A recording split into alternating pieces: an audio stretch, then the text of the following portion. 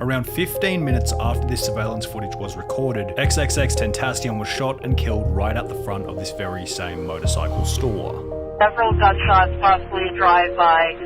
Witness advised a black Dodge Journey shot somebody in a black BMW. Located within this mentioned black Dodge Journey were 4 individuals: Michael Boatwright, Trayvon Newsom, Robert Allen, and Dedrick Williams, the last 2 having been seen on the surveillance footage next to eks-eks-eks-ten-tə-SYOHN just moments before the tragedy. Why were these 2 shady-looking guys snooping around the motorcycle store in the minutes before his death? What was the motive behind the killing? Did the perpetrators know eks-eks-eks-ten-tə-SYOHN personally? After being pronounced dead at 4:51 PM that very same afternoon, investigators would look over the prior 10.5 hours of Jahseh Onfroy's life back to 6 AM that morning, at which point they discovered that his day started normally and that nothing was out of the ordinary. At 6:05 AM, he'd begin the day with a game of League of Legends, before logging off 22 minutes later at 6:27 AM. Now, it's impossible to tell if he'd been playing the game all night, or if he'd simply gotten up early to have a quick match before getting the day started, but either way, beginning his final day with video games didn't exactly seem unusual, or indicate any awareness about the fate that was waiting for him that afternoon. However, X did seem to have a sneaking suspicion that he would eventually suffer a premature death. In an Instagram livestream from December 2017, 6 months prior, eks-eks-eks-ten-tə-SYOHN discussed both the possibility of death, whilst outlining what he hoped his legacy might become when he did eventually die. If I'm gonna die or ever be a sacrifice, I want to make sure that my life made at least 5 million kids happy, or they found some sort of answers or resolve in my life. In the weeks and months that followed this Instagram livestream, X had both increased his security and vowed to never leave his house alone, which would be discussed by a friend and producer ZXFlow, who stated he did not travel alone, he never traveled alone. He knew that he has enemies, obviously. He would not go places alone. I know there were people who were very jealous and envious of him. He came from an area where not a lot of people make it out. eks-eks-eks-ten-tə-SYOHN had grown up in Lord Hill, Florida, a suburban area which in 2014 was ranked as the 8th most dangerous small city in America, and if we examine X's upbringing in the area, it's really no surprise that by his final day on Earth, he had certainly created some enemies. Lauderhill is like the hood. Lauderhill is like... So, okay, you grew up in the hood. Wait, you're a fighter? You've been getting in a lot of fights? Bro, I've been fighting since I was a kid. What, he's always been throwing the hands or what? I mean, I've been there plenty of situations, like plenty of fights. After growing up in somewhat of a rough environment, with his mother being a stripper and his father partly a drug dealer, fighting people became a regular part of eks-eks-eks-ten-tə-SYOHN's life, almost like a hobby. He'd be enrolled in the school choir during elementary school, where he began to develop his love for music, yet would be kicked out after punching another band member in the middle of a public performance. Like, I was in choir, ended up getting kicked out while we were literally doing a performance because he kept touching me when we were singing. Being kicked out of educational institutions for fighting became somewhat of a trend in X's life. After the school choir event, he'd then be expelled from Margate Middle School after kicking another kid in the mouth, whilst also getting into a fight with a random person who provoked him on the bus ride home. As a result of X's short fuse in the 8th grade, his mother would kick him out of home, at which point he'd go and live with his grandmother, who lived in a gated community reputable for drug dealing and gang violence, a place where eks-eks-eks-ten-tə-SYOHN would come to find even more enemies. In this area, X came into the possession of a firearm and began to take part in armed robberies, ultimately resulting in his first 9-month stint in a Florida juvenile detention center. While locked up, X would meet another individual by the name of Stokely Cleavon Goldborn, who would later come to be known as Ski Mask the Slump God. It was hard, we had to make it on our own, they kicked us out. We met in jail. Having come from the same county, X and Ski Mask decided that after leaving prison, they'd meet up to continue their life of crime together. However, after noticing that they both had a mutual interest in freestyle rapping, they would instead leave prison, purchase a blue snowball microphone, and enter a substantially safer business, music. Yeah, we need an outlet to just stop getting in trouble. He ordered the stuff off of eBay. It was like a snowball mic, Audacity, and like a laptop. eks-eks-eks-ten-tə-SYOHN would create his first ever song alongside Ski Mask titled A New Slash Flock, then post it to SoundCloud after his release from prison, with his second song, Vice City, discussing this desire to leave his life of crime in the past. From this point onwards, X would become so serious about his music career that over 4 years later, on the final day of his life, creating music was still very much a daily habit. Because at around 8 AM, approximately an hour and a half after logging off League of Legends at 6:27 AM, X would work on the beat for a new song recorded 2 days prior titled Chase Glass Shards, which would, unbeknownst to him at the time, be the last piece of music he ever worked on. This would continue over the next 6 hours between 8 AM and 2 PM, in the process interacting with his girlfriend Genesis, who had become sick and was considering seeing a doctor. Without the knowledge that after that afternoon, he'd never see Genesis ever again, X had something else on his mind, buying a new motorbike. At 3:11 PM, X would FaceTime his mother for 2 minutes, asking if she'd accompany him to a motorcycle dealership in Deerfield Beach, to which she would say no, sparking an argument, resulting in her agreeing to instead go to the doctor with Genesis. Vowing to never leave the house alone, XXXTentacion would instead head to the dealership with his step-uncle, stopping by the Bank of America on the way over. X pulled up to the bank driving his $150,000 BMW i8 whilst wearing a gold chain and a $2,000 Louis Vuitton bag. He walked in calmly and withdrew $50,000 in cash, placing each and every $100 bill neatly into his Louis Vuitton bag, at which point he'd be noticed by the four previously mentioned suspects, Michael Boatwright, Trayvon Newsome, Robert Allen, and Dedrick Williams, establishing a potential motive for the killing, financial gain. Just weeks prior to this $50,000 cash withdrawal, XXXTentacion had signed a deal for his third studio album worth a reported $10 million US.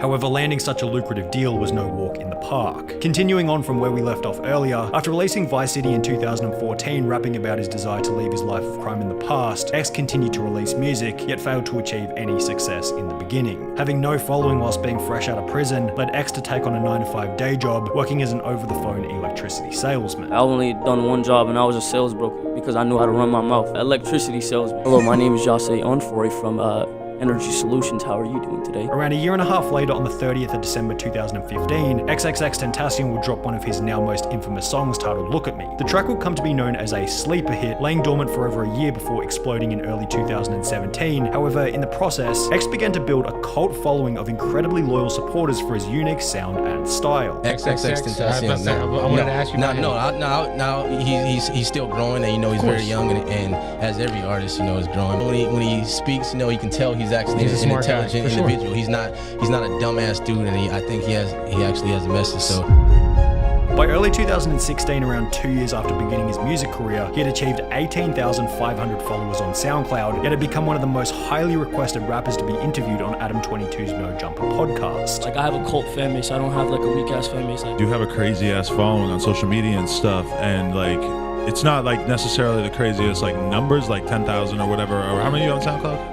SoundCloud, I'm at 18.5. Just the number of people who have asked me to interview you is insane. Like, considering, that you're like an underground artist, like the number of tweets I had to read about you, man. However, XXXTentacion was unable to stay out of trouble with the law, and only 3 months after the previously shown interview, would be jailed once again for robbery and assault with a deadly weapon. After posting his bail set at $10,000, he'd be released. However, only 3 months after that, he'd be arrested once again after being accused of domestic violence against his girlfriend at the time. The interesting thing about rappers, however, is that criminal charges and prison sentences are often glorified by their fans and seem to do wonders for keeping them relevant. This is exactly what happened to XXXTentacion, as it would ironically be during this third stint in jail that his notoriety and music career would find its way into the mainstream. In January 2017, his song Look At Me, which had been released over 12 months prior, peaked at number 34 on the US Hot 100 Billboard after X had been locked up for 2 months and was doing absolutely nothing to promote it, while many of his other songs began to trend alongside it. His newly found notoriety whilst in prison led to countless six-figure record label offers under the assumption that he was going to be even bigger after being released from prison. XXXTentacion ended up spending 6 months behind bars during this third stint and was released in April 2017 with more fame, more fans, and more enemies than ever. After receiving a deal worth an estimated $6 million for the production of his second studio album titled Question Mark, X would purchase a $1.4 million mansion in Parkland, Florida to house him, his girlfriend, and his mum. In the space of 1 year and 3 months, X had gone from an underground artist in prison to a multi-millionaire mainstream celebrity. However, while X had certainly built the fame and fortune, perhaps he didn't have enough time to build the high level of wisdom required to manage his high status position, bringing us back to the moment that he withdrew $50,000 cash on his very final day. The reasoning behind why X felt the need to carry such a large amount of money in physical $100 bills is anyone's best guess. Perhaps he knew the dealership would give him a better price if he paid with physical cash, or maybe he just wanted to feel like a baller walking around with the average American salary in his backpack. However, if X never made this withdrawal, the outcome at the end of the day might have been incredibly different. Because after leaving the bank, X would be followed by the 4 previously mentioned perpetrators to Riva Motorsports, all of which arriving at 3:30 p.m. approximately 10 minutes later. 2 of the alleged perpetrators, Robert Allen and Dedrick Williams, are seen walking right next to XXXTentacion whilst he looked at bikes, with the other 2 alleged perpetrators, Michael Boatwright and Trayvon Newsome, waiting outside in the black Dodge Journey. 25 minutes later, at 3:55 p.m., XXXTentacion would go to drive out of the motorcycle dealership before the Dodge Journey would block the exit, at which point 2 masked men jumped out of the car and demanded X's Louis Vuitton bag and gold chain. The thieves would successfully take both of these items after a bit of a struggle. However, even though the robbery was over, when X looked at one of the men directly in the eyes, he'd take 2 steps back and do the unthinkable.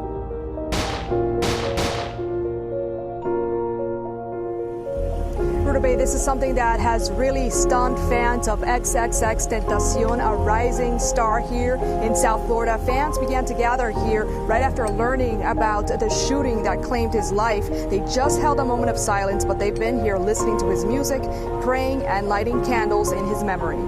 Disgustingly, in the hours after X's death, Dedrick Williams, one of the suspects, would record a video of himself happily dancing around with a bunch of $100 bills, also spending $800 on designer clothes at a Fort Lauderdale store the day after the killing. Similarly, police would find a $400 receipt for clothing and shoes in a garbage can at Michael Boatwright's house, purchased 13 days after X's death. However, while these complete and utter scumbags were living it up on their newly found unearned fortune, X's music career was having its own after-death explosion. When he passed, bro, I went up 1 million followers. Anything that had to do with him went up. I mean, yeah, it's weird to see like his Instagram followers doubled when he passed. He went from like 7 to 14. Like, it's just crazy to see how people react when somebody passes. As mentioned in an article written by Hypebeast, sales of his first studio album 17 jumped up 9,000%, while his sophomore question mark project released back in March saw a staggering 41,306% spike in less than 24 hours after his tragic death. Similarly, his average monthly YouTube music viewership jumped from 150 million per month to 400 million per month following his death, giving him a permanent increase in the value of his music as an offset to his passing.